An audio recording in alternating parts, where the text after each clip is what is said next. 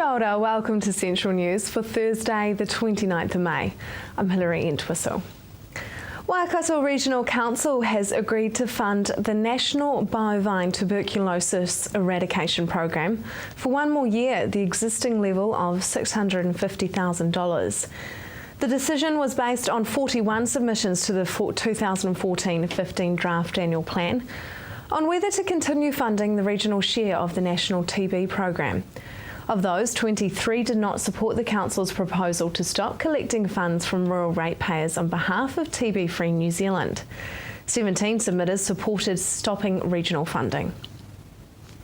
The top-ranked schools in 2014 from counties Manukau, Waikato, Bay of Plenty, Thames Valley and King Country are competing in a two-tier knockout competition for the Chiefs Cup and the Chiefs Trophy. It's the Chiefs-wide secondary school First 15 competition. The competition, which aims to give the schools a chance to play other schools outside of their province, is in its second year and has been running over 4 weeks. Bay of Plenty had 4 teams enter into the competition: Tauranga Boys College, Rotorua Boys High School, Bethlehem College and Trident High School. This year, the final of the Chiefs Cup is between 2 Bay of Plenty schools, Tauranga Boys College and Rotorua Boys High School. The match is being played on Sunday the 1st of June at Rotorua International Stadium as a curtain raiser to the Black Ferns vs Australia match at 3:40 p.m. kickoff. The match will be broadcast live on Sky Television. Auckland Waikato Fish and Game is reminding hunters the season for mallard, grey and shoveler ducks ends on Queen's Birthday, Monday 6:30 p.m. June the 2nd.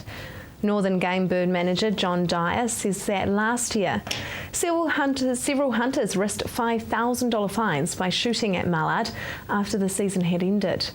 The local mallard population has had a rough time of it, with repeated 1 in 50-year droughts in the past few years. The shorter seasons are there to help maintain a breeding nucleus to aid their recovery when wetter conditions return. Paradise shell duck can be hunted until June the 29th, and the drought conditions have benefited pheasant numbers with good condition birds. Hunters have 4 months till August the 24th to hunt pukekos, pheasants and quail in the Auckland Waikato region. A discounted microchipping service has been a hit with Western Bay pet owners, with 47 taking advantage of the Tauranga Vets deal in a week. Tauranga Vets dropped the price of their microchipping for 1 week to make it more affordable for people to microchip animals after it was discovered that 1 in 5 Tauranga dog owners can't be traced after their pets are impounded.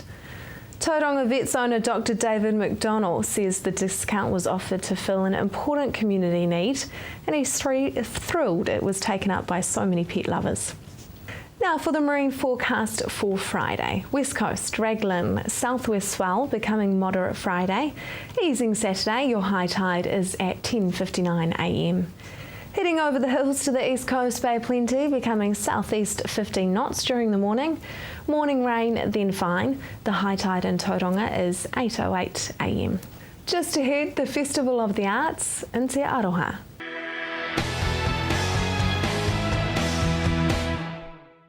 Welcome to Central News. This Queen's Birthday weekend, if you're looking for something to do, why not head along to Te Aroha? A bunch of locals have come together to create the Festival of Arts in Te Aroha. Welcome to the show, gentlemen. Thank you. Now, John, Festival of Arts, Te Aroha. Explain what this is. Well, a group of people got together at the beginning of the year. We were all interested in various aspects of the arts and various branches, different genres, and we thought it would be a good idea to put something on in Te Aroha to create a festival, and so we set about planning something. Now, it's a weekend-long festival over Queen's Birthday, so you've got something kind of for every day. What are you going to do on the Friday? On the Friday, it's a Waiata Māori, and that's being run by Mapuna Turner, who's a local identity in the town, often seen with her ukulele on any street corner. But she's putting together an event which is going to involve all the whānau. It's going to be young children and adults as well. So it's singing a Māori song on the Friday evening. So there'll be 10 guitars played? Probably. I hope so. And Saturday you've got quite a big day planned. Big day. It's involving the local community choir, which is something which has only been going under less than a year. The local concert band are playing, and involving lots of individual singers as well. So it's a big music mix. And there's workshops in the afternoon and the morning for musicians and for singers. So anyone who can sing or play can come along to those sessions, and they'll be performing in the concert as well in the evening. And on Sunday, there'll be some presentations, I understand, Phil. Yeah, well, we've got a folk music day on Sunday. We've got artists coming from Auckland and from Hamilton, Katikati, and there'll be various types of musical performances. There'll be Celtic, there'll be blues, there'll be New Zealand folk song, and so there'll be all those presentations during the day, and that'll culminate in a concert in the evening. Sounds fun. Now, intimate performances and cake. This sounds like a bit of me, actually. Do tell me. Well, I hope to have a piece of the cake at some stage or other. That's right, yes. John's organising that. So it's performances where the audience are going to be in an art gallery, seated in the round with the performers in the centre. So going to be very close, personal performances. People just telling their stories and performing, surrounded by the autumn art show that the local art society are running. And so it's in the old courthouse, which has got a lot of history, and there's a lovely setting, and there'll be cake and tea and coffee served during the interval. Well, cake and intimate performances, that sounds like a bit of me. I do like my cake. Now, tell me a little bit about your own careers. Phil, let's start with you. Oh, heavens. I started many, many years ago. In fact, I started singing rock and roll back in the early 1960s. And I made a living at that for about 5 years before I discovered folk music. And I went from there, and I've been performing folk music ever since. So it's nearly 50 years this year of folk music, but my interest primarily is New Zealand folk song as opposed to anything else. Phil, what inspires folk music then? What's behind it? Well, it's telling people's stories really from like oral history into music really. You're looking at people's reactions to events and historical occurrences through the years really. You were saying off camera that you've been around the country and listening to people's stories. I love that story that you said. It sounded like history, learning history through music. It's a very easy way to learn history. I was very fortunate. I got a grant back in the late 60s to go around the country with a tape recorder, talking to old timers and looking for songs and stories and yarns and those. And I collected some fantastic stories, and as well as a few songs, but over the years I've started to put some of those stories that I picked up from those old timers to music, and so that's where my songs come from. Can you tell us about one of them? Let me think. What's your favourite? My favourite one doesn't quite fit that category. My favourite song is a song I've long held a fascination with, watching fields of corn and grass or tussock blowing in the breeze. I can sit and watch those gentle undulations for hours. And I was up at a friend's house in the Cardrona Valley near Wanaka, and I was looking across the valley at the Pisa Range, and there was this tussock grass blowing in the breeze, and it sort of reinforced my fascination, so I wrote a song about it called Wind in the Tussock. Sounds very interesting. Now, John, tell us a little bit about your career. You've got quite an extensive... Well, for 40 years, I suppose, I was a music educator working in schools and colleges, mostly in London. Recently returned to New Zealand, but the latter part of the time I was a music mentor, so young artists, young singers, a lot of them in the sort of hip-hop field as well, would come to me for advice and look at just talking about their careers, and I would go along to their gigs, and I would not so much give them advice as just get them to talk through where they're wanting to go. So music mentoring has been a big part of my latter years before returning to New Zealand. Well, it sounds like two very knowledgeable men have started and part of the organising of Festival of the Arts Te Aroha. Can't wait for this weekend. All the best with it. Thank you. If you would like to find out about any of the events, you can visit their Facebook page for Festival of the Arts Te Aroha. Coming up next, the best steak in the country.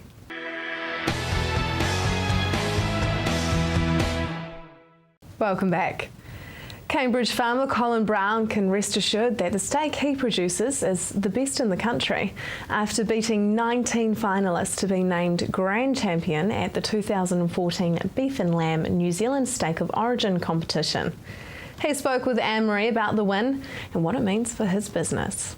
Colin Brown, welcome to Central News. You recently beat out 19 finalists to become the 2014 Grand Champion at the Beef and Lamb Steak of Origin contest. Congratulations. Thank you. We were thrilled. Now, you breed 100 head of cattle on the shores of Lake Karapiro, and you breed them specifically for eating.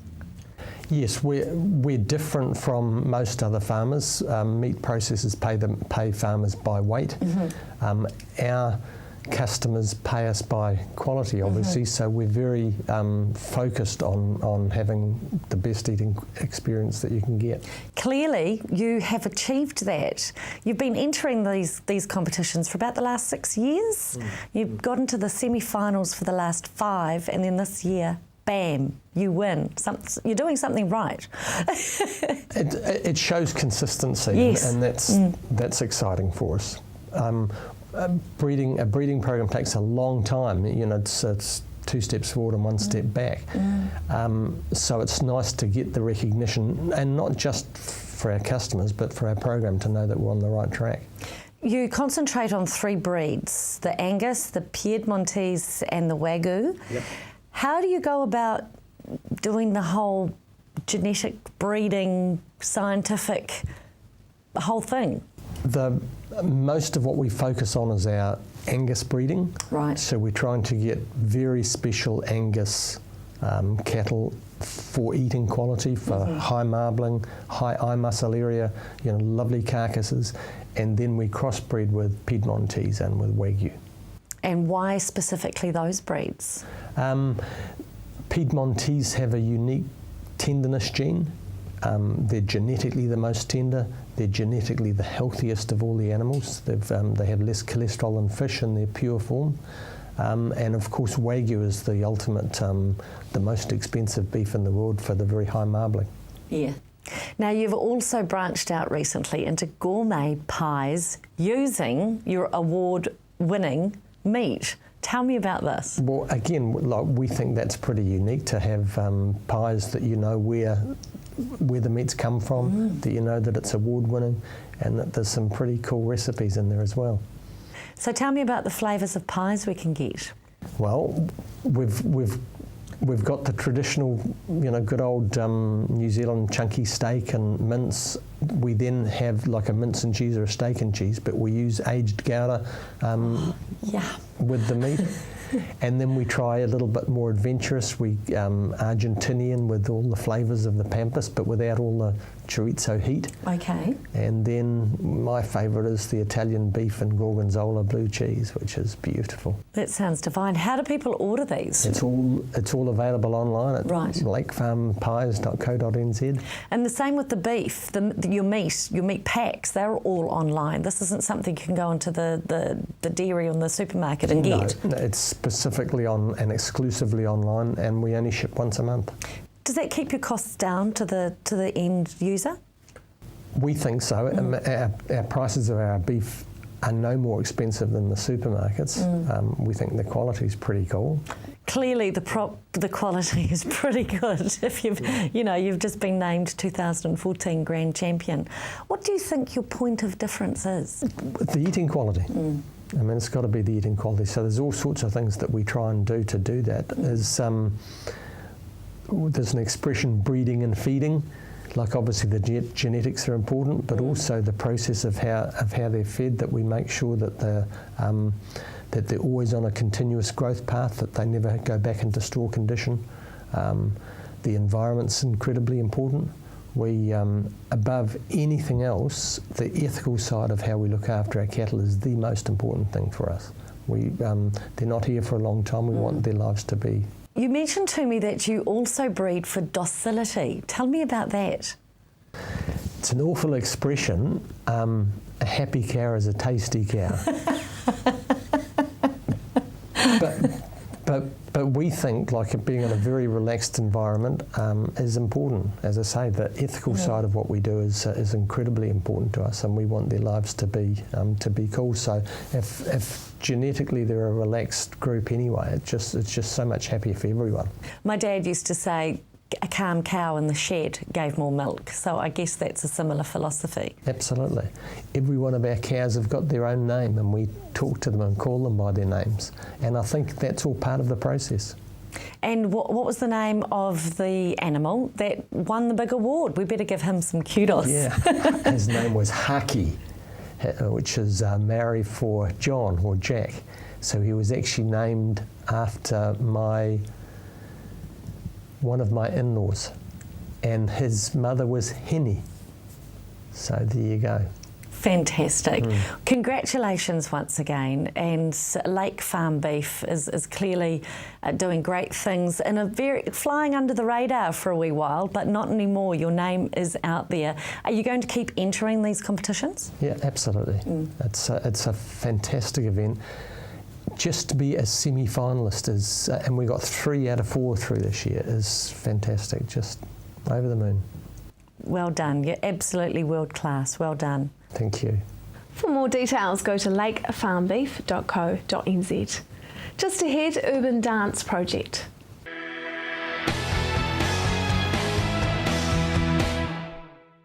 Welcome to Central News.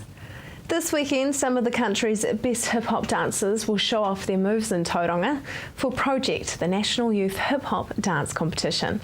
I spoke with the woman behind it all, Sarah Martin, about the Urban Dance Youth Trust. Yeah, sure. Urban's an opportunity for young people to grow, develop, create and express through street dance. So we provide classes, we provide opportunities for kids to get into competitive crews, we go out into the public and perform in the community, and we really give kids an opportunity to try new things and to experience success. And do you have any recommendations for the dancers on the day? Yeah, I just encourage them to give it a go, leave everything on the stage and not to worry about the audience or the judges and giving points, but just go out and have fun and enjoy it. And it'll show, and if they can really express their love for dance through their movements, then the audience are going to enjoy it. And most importantly, what are some of the prizes? Yeah, so we've got prize money this year for the open division, which is very important. $1,000 for first place, $500 for second, and $200 for third. All divisions will win a trophy, which have been kindly sponsored by Paige McRae, and everyone receives a certificate, and a participation certificate is always important. And Mania, what are you doing to prepare for the dance competition? Well, we're training every day and we're really getting our set on lock so we don't forget it, and we just keep running over it and over it and over it, and we facial expressions, and getting our technique right so we can show the judges that we really know what we're doing. Kaylee, what do you enjoy about urban dance?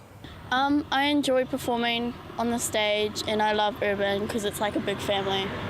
So, ladies, what's one of your signature moves? We'll have to show you.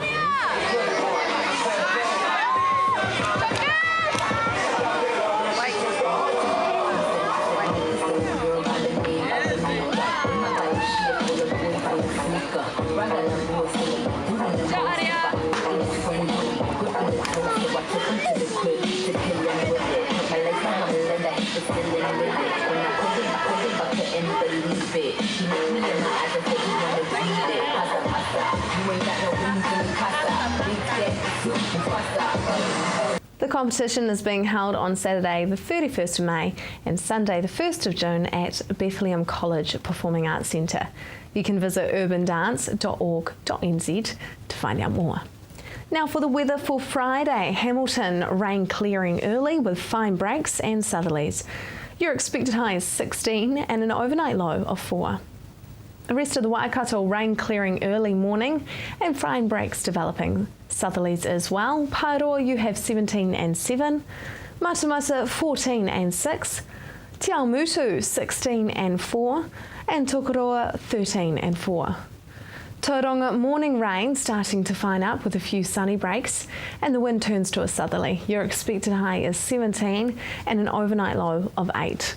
Te Puke, the same for you with 15 and 8 your expected temperatures. That is Central News for today. We love to hear your feedback, so like us on Facebook or email us at news@tvcentral.co.nz. Join me again tomorrow night for more stories from around the Waikato and the Bay of Plenty. I'm Hilary Entwistle. I hope you have a lovely evening.